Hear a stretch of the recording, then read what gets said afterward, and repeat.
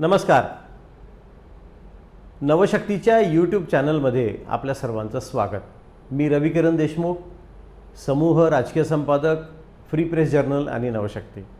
आजचा आपला विषय आहे दोन नेत्यांमधल्या भेटीचा.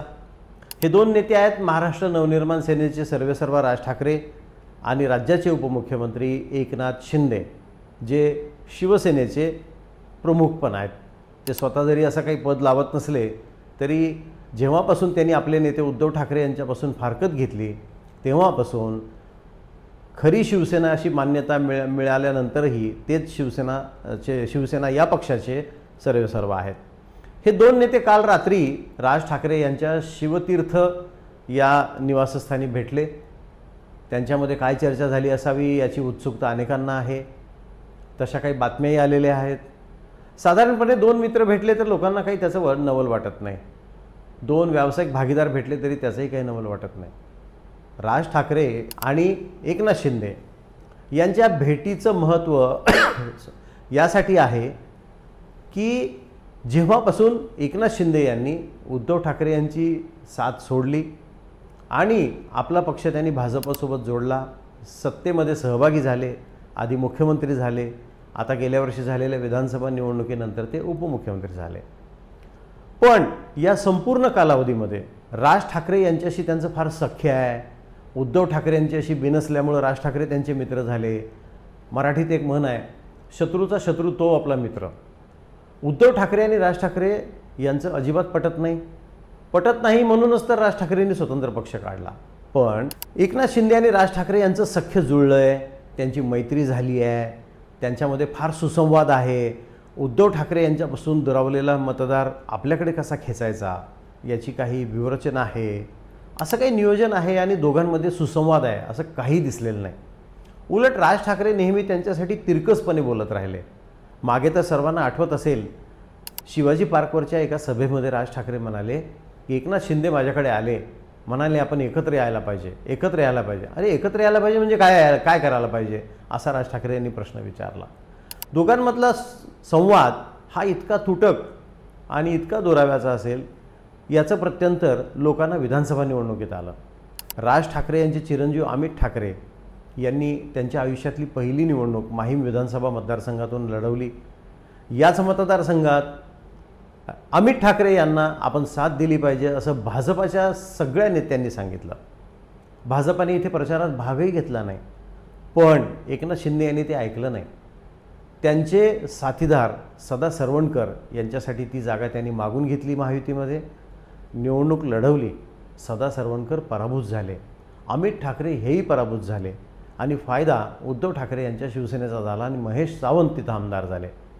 शिवसेनेचा बालेकिल्ला असलेला माहीम मतदारसंघ अशा पद्धतीनं 3 लोकांच्या भांडणामध्ये उद्धव ठाकरे यांच्याकडे राहिला. मग आपला मुलगा पडला.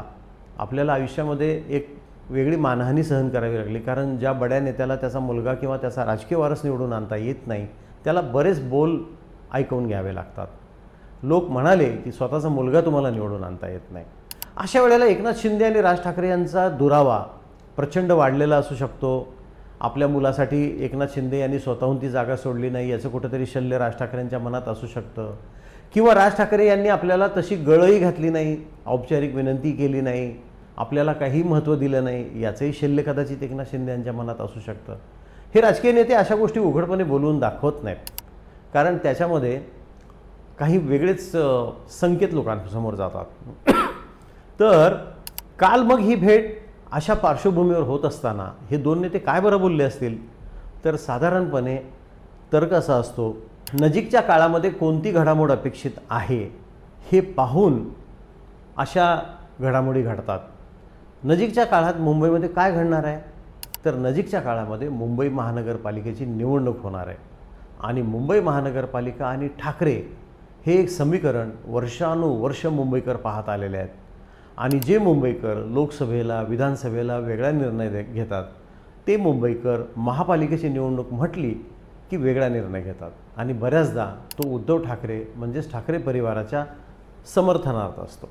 आता उद्धव ठाकरे एकीकडे जोरदार तयारी करतात महापालिकेची आणि इकडे एकनाथ शिंदे यांनाही मुंबई महानगरपालिकेमध्ये आपलं स्थान बळकट करण्याची स्वप्न पडत आहेत किंवा त्यांची ती आकांक्षा मनीषा आहे.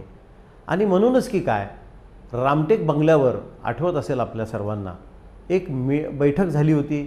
या बैठकीत मुंबई महानगरपालिकेचे जे माजी नगरसेवक एकनाथ शिंदेंच्या तंबूत दाखल झाले ते मुंबईतले त्यांचे प्रमुख नेते आणि काही मंत्री या बैठकीला उपस्थित होते. आणि एकनाथ शिंदे यांनी या ठिकाणी भाषण करत असताना सर्वांना सांगितलं की आपल्याला मुंबई महानगरपालिकेची तयारी करायची आहे. म्हणजेच शिवसेना याचं खऱ्या अर्थाने जे मर्मस्थान आहे ते मुंबई आहे. मुंबई आणि शिवसेना, मुंबई आणि ठाकरे हे समीकरण वर्षानुवर्ष दशकानुदशके सुरू आहे. तर आता ही निवडणूक लढवत असताना आपलं स्थान काय याचं एकनाथ शिंदेंना काहीतरी कोडं पडलं असणारच.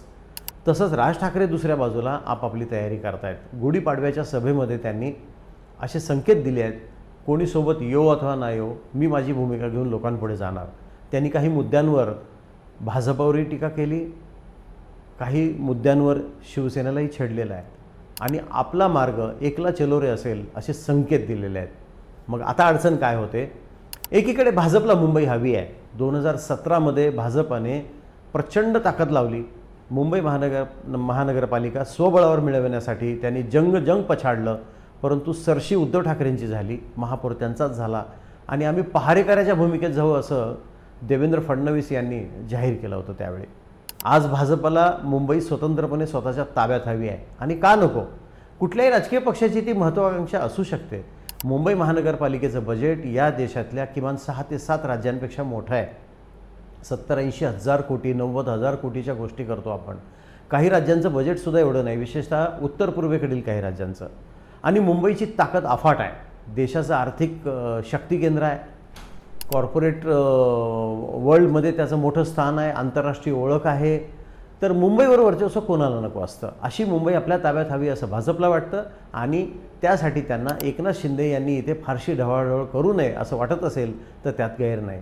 कारण एकनाथ शिंदे यांची खरी ताकद ही ठाण्यापासून पुढे सुरू होते. मुंबईमध्ये त्यांची ताकद मान्य करायला भाजपा तितका अनुकूल दिसत नाही. मग हे सगळं सोडून द्यायचं का हा प्रश्न एकनाथ शिंदेंना पडला असणार. आणि राज ठाकरे म्हणत असणार की मी स्वतंत्र मार्गाने गेलो तर मुंबईचा जो मराठी माणूस आज उद्धव ठाकरे यांच्यावर नाराज आहे, शिवसेनेचं खच्चीकरण झालं म्हणून उदास आहे, त्याला मी माझा ठाकरी बाणा दाखवून मराठीसाठी काहीतरी करतोय असं दाखवून, मराठी माणसासाठी काही करतोय असं दाखवून त्याला मी माझ्याकडे खेचू का, अशी काहीतरी व्यूहरचना राज ठाकरे आखत नसतील कशावरून.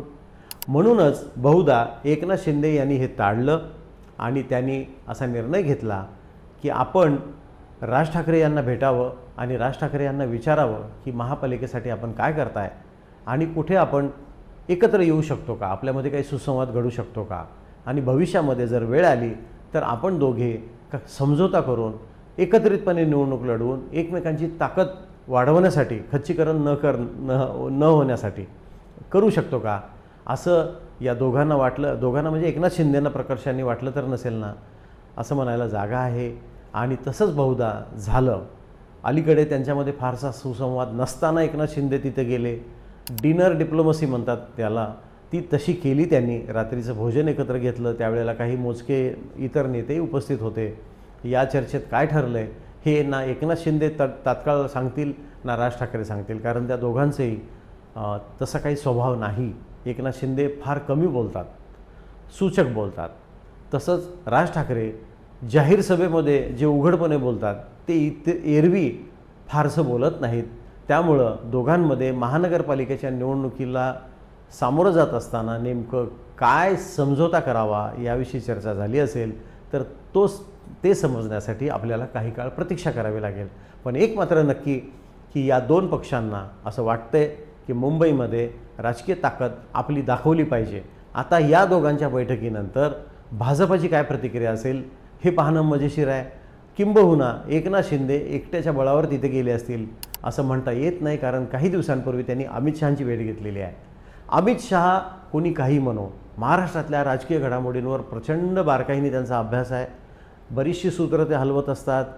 कदाचित त्यांनीच एकनाथ शिंदेंना असा सल्ला दिला असेल की उद्या मुंबई महानगरपालिकेची निवडणूक लढवत असताना आमच्याकडून तुम्ही फारशी अपेक्षा ठेवू नका, मुंबईमध्ये तुमचं स्थान कमी आहे, तुमचं ठाण्यामध्ये स्थान आहे. आणि जर तुम्हाला मुंबईमध्ये काही मिळवायचं असेल तर तुम्ही राज ठाकरेंशी संवाद साधा, दोघंजण एकत्र या, मग दोघांची ताकद जोखून आम्ही तुम्हाला आमच्यामध्ये सामावून घेऊ. कारण भाजपाला कायम असं वाटत आलेलं आहे की राज ठाकरे आपल्यासोबत हवेत.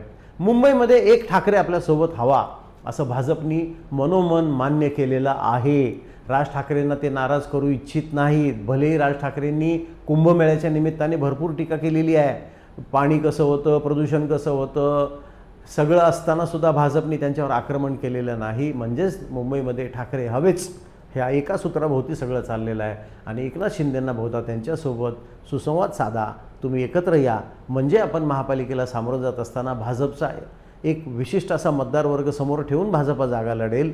आणि काही जागांवर तुम्ही एकत्र लढला तर उद्धव ठाकरेंची जी ताकद भविष्यामध्ये दाखवण्याचे प्रयत्न त्यांचे सुरू आहेत त्याला आपण चांगल्यापैकी व्यसन घालू शकू. असा संदेश अमित शहा यांनी दिला नसेल तर नवलच म्हणायला पाहिजे महाराष्ट्रातल्या राजकीय घडामोडी पाहता. त्यामुळं ही भेट त्या पार्श्वभूमीवर खूप महत्त्वाची ठरते. आता याचा अधिक तपशील जाणून घेण्यासाठी आपण काही दिवस प्रतीक्षा करूया. धन्यवाद.